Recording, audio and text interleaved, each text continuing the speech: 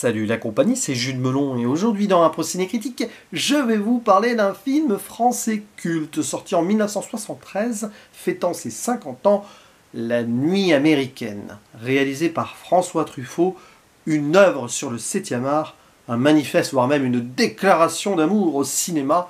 Oui, je sais, cette expression a été surutilisée ces derniers temps suite aux sorties de Babylone et de Fabelmans, mais là on est vraiment en plein dedans.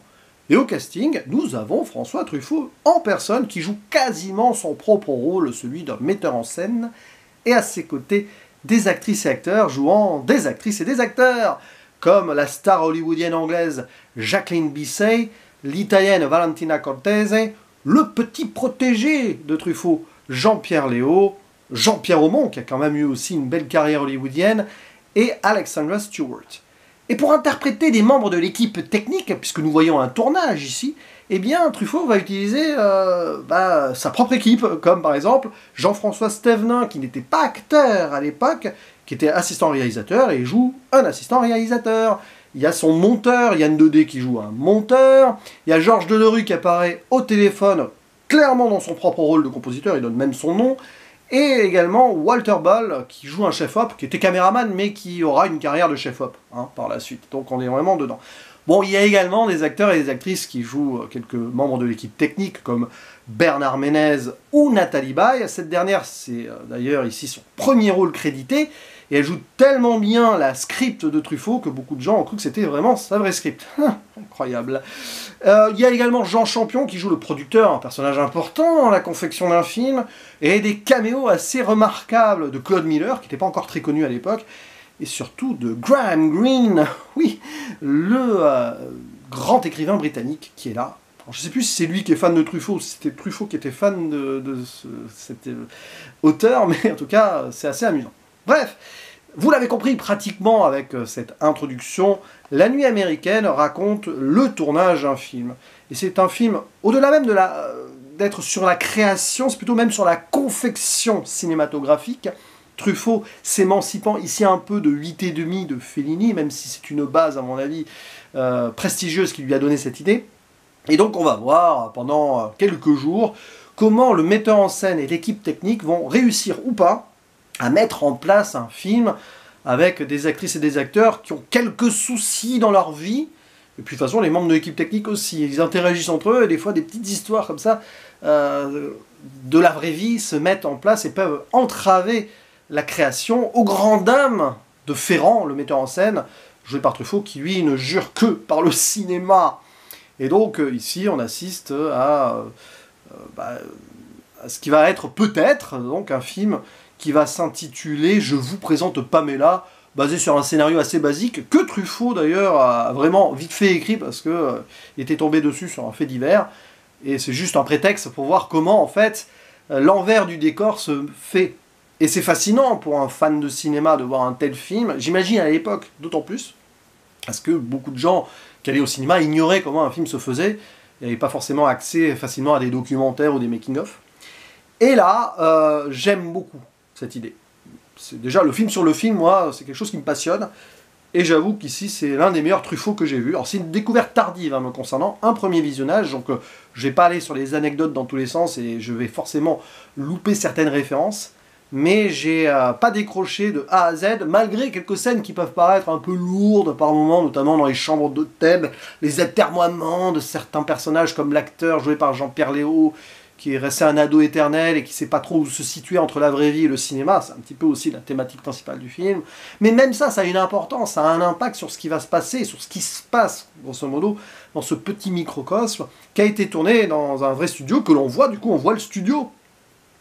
C'est ça qui est bien aussi, c'est mise en abîme totale. Les studios de la Victorine à Nice, là où, par exemple, Hitchcock a beaucoup tourné de films. Donc, en plus, Hitchcock, Truffaut, vous connaissez l'histoire. Et j'aime beaucoup.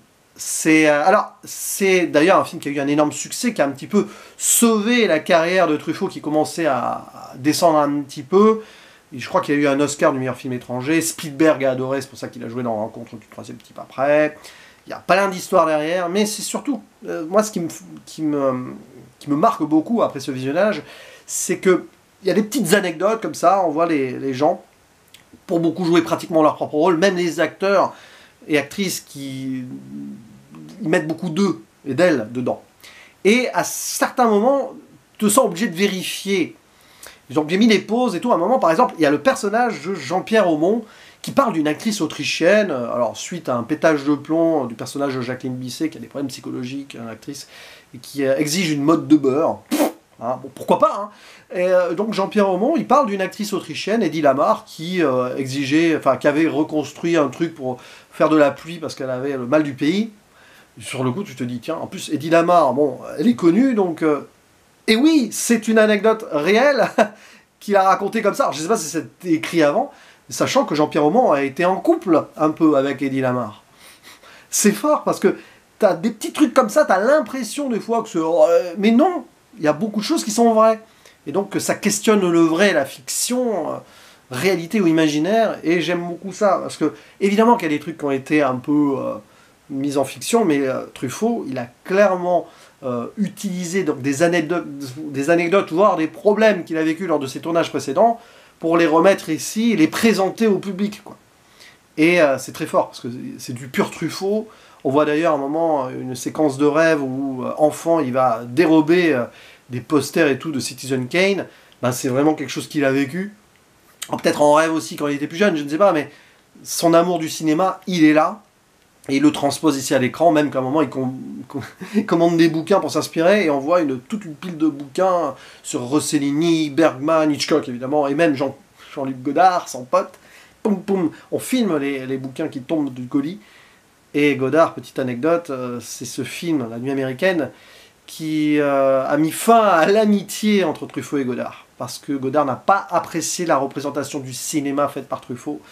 Godard, il voulait peut-être conserver une forme de mystère ou de rêve, et ici, Truffaut, il démystifie beaucoup de choses, et il l'a traité de menteur. Godard a dit que Truffaut était un menteur.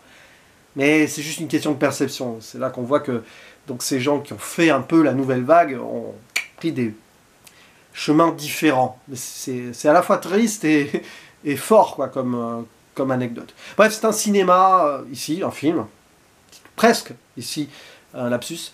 C'est un film qui va au-delà du cinéma, parce que ça raconte comment on fait le cinéma, mais ça questionne sur la vie aussi. Qu'est-ce qui est plus important? La vraie vie, la vie privée ou le cinéma? Truffaut, il montre ici que rien ne sera au-dessus du cinéma. Il sublime le cinéma en disant que, au moins, quand on fait un film, normalement, la création d'un film, c'est comme un train dans la nuit, quoi, ça avance. Mais, en disant cela par rapport au personnage de Ferrand, il le contredit un petit peu avec ce film, puisqu'on voit que c'est pas si facile que ça de faire un film, et qu'il suffit qu'il se passe des choses dramatiques ou des imprévus pour que tout se casse la figure.